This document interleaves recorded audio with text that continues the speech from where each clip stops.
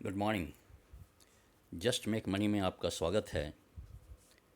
Just make money एक छोटा सा प्लेटफॉर्म है जिसके थ्रू हम लोग कम से कम समय में कम से कम एफर्ट में ये जान सकते हैं कि हमें अपने पैसे को कैसे बढ़ाना है शेयर बाज़ार के थ्रू, या कैसे बचाना है शेयर बाज़ार में।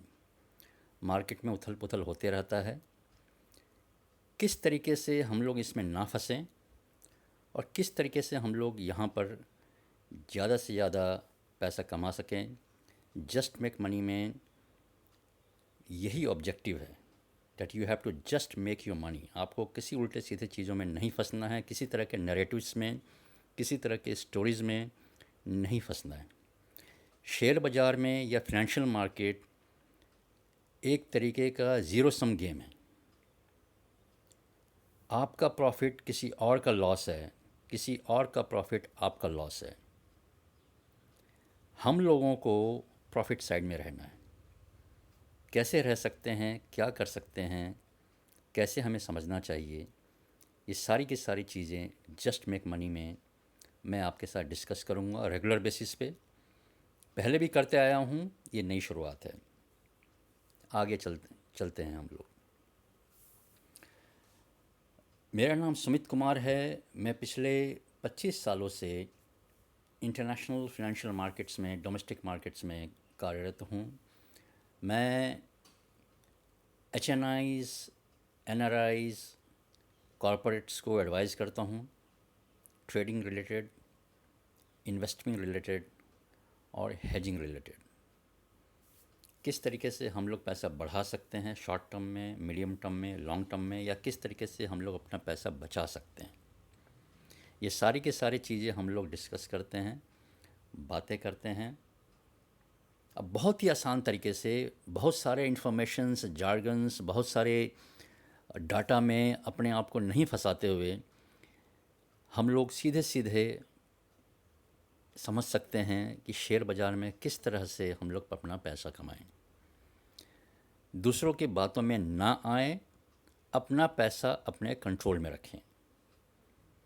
थोड़ा सा आपको धीरे धीरे कॉन्फिडेंस आएगा समय के साथ साथ, जो कुछ में भी मैं बोल रहा हूँ। अभी तक मैं अपने आप को इंडेक्स में ही सीमित रखूँगा। मैं सेबी से रजिस्टर्ड हूँ, कुछ रेगुलेशंस हैं, मुझे उसका पालन करना होता है।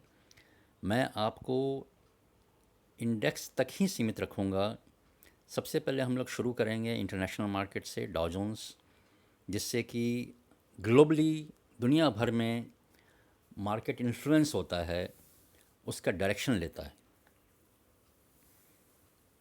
तो सबसे पहले हम लोग डाउ जोन्स को देखेंगे कि वो क्या बताता है। उसके बाद फिर हम लोग डिसाइड करेंगे और अपने मार्केट में देखते हुए क्या हमारा मार्केट भी उसी तरह से फॉलो कर रहा है उनके मूवमेंट्स को, तो हमें क्या लगता है, हमें क्या करना चाहिए। स्मार्ट इन्वेस्टर्स बनिए। स्मार्ट इन्वेस्टर वही होता है जो कि कुछ होने से पहले अपनी मूवमेंट कर लेता है, अपने आप को ठीक से प्लेस कर लेता है, और उस चीज़ की मदद मैं आपकी कर सकता हूँ। धीरे धीरे आप समझ पाएंगे कि मैं क्या कहना चाह रहा हूँ और आपको क्या फ़ायदा हो सकता है। ये डॉ जोन्स का फ्राइडे क्लोजिंग का चार्ट है। ये मूवमेंट है डेली बेसिस का, किस तरह के डॉ जोन्स रहा है। आप देखेंगे मार्च के समय का जो लो बना था, यहाँ पे पीछे की तरफ में आप जाएंगे, जब यूक्रेन वॉर शुरू हुआ था तो मार्केट ने एक लो बनाया था, और उसके बाद थोड़ा सा ऊपर रिट्रेस किया ये 35,000 के आसपास, और फिर वहाँ से जो है ये नीचे आने लग गया। जितने भी इंटरेस्ट रेट और इन्फ्लेशन की बातें होती गई, उसके बाद ये नीचे आता गया। और अभी आप देखेंगे, अगर मैं 35,000 के आसपास से एक ट्रेंड लाइन ड्रॉ करता हूँ, ये ट्रेंड बताता है कि नीचे की तरफ ट्रेंड था कंटिन्यूस बेसिस पे, और उसको लाइन को बार बार टच करके ये नीचे आ रहा था, और उस ट्रेंड लाइन को तोड़ा गया है पिछले 3 दिन से कंटिन्यूस बेसिस पे। अब बहुत ही स्ट्रॉन्ग रैली के साथ, हर रोज़ 1%, 1.5% के आसपास के रैली के साथ ये डाउन ट्रेंड को तोड़ा गया है। ये इंडिकेट करता है कि मार्केट में कुछ समय के लिए अपसाइड रहने वाला है। डाउन ट्रेंड कुछ समय के लिए ख़त्म हो गया है।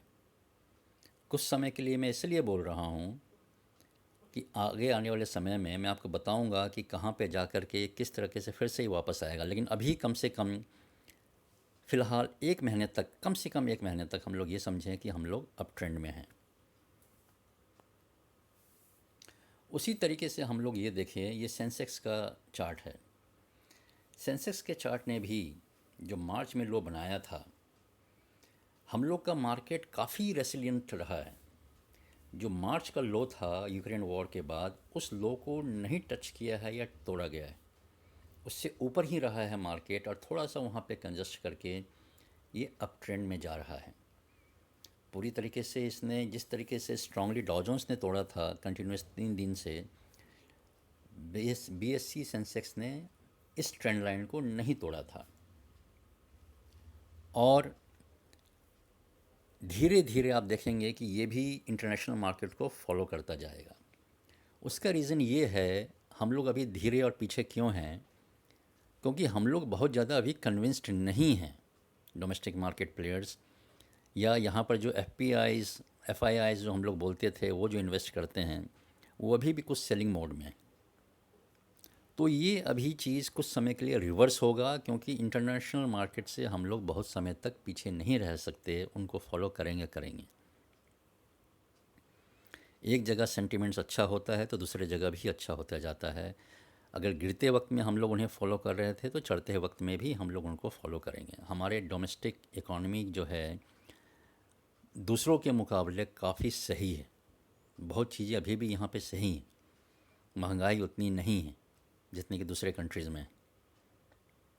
तो आप ये देख रहे हैं कि किस तरीके से इंडियन मार्केट भी बीएससी सेंसेक्स को देख करके हम लोग बोल सकते हैं कि अप ट्रेंड की तरफ जा रहा है।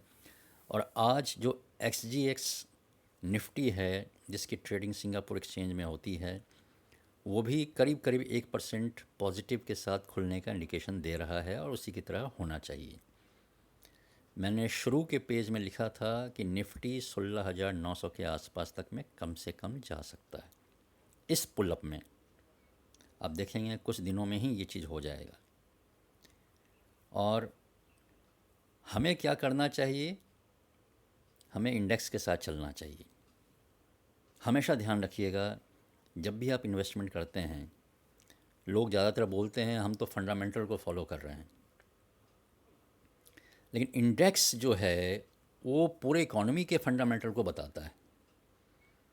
अगर इंडेक्स नीचे है और आप कह रहे हैं कि मैं बुलिश होना चाहता हूँ, और इंडेक्स अगर लॉन्ग टर्म के लिए नीचे होता जाता है और आप जो है शॉर्ट टर्म या लॉन्ग टर्म के लिए बुलिश हो रहे हैं, तो वो एक स्ट्रेटजी बहुत अच्छी नहीं है। तो अभी के सिनेरियो में एक पुल बैक पॉसिबल है। शॉर्ट टर्म में हम लोग समझें 16,900। सेंसेक्स पे ये फिगर हमारा जो है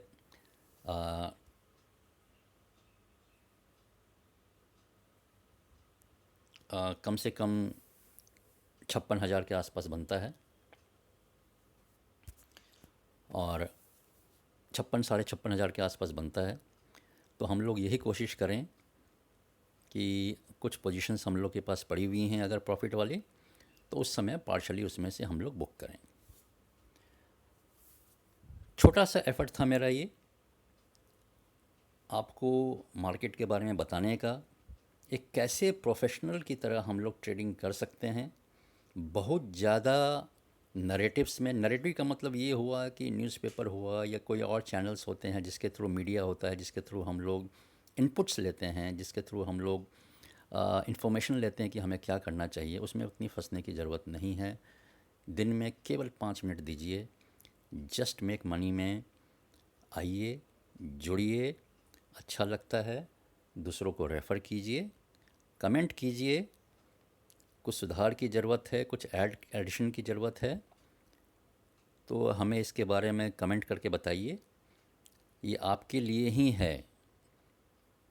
5 मिनट के अंदर कम से कम समय में हम लोग कैसे जान सकते हैं कि हमें अपने पोजीशंस को कैसे प्लेस करना चाहिए, पैसे को कैसे प्लेस करना चाहिए बेस्ट रिटर्न के लिए। जस्ट मेक मनी में बने रहिए। मैं फिर से आऊँगा डेली बेसिस पे। Thank you.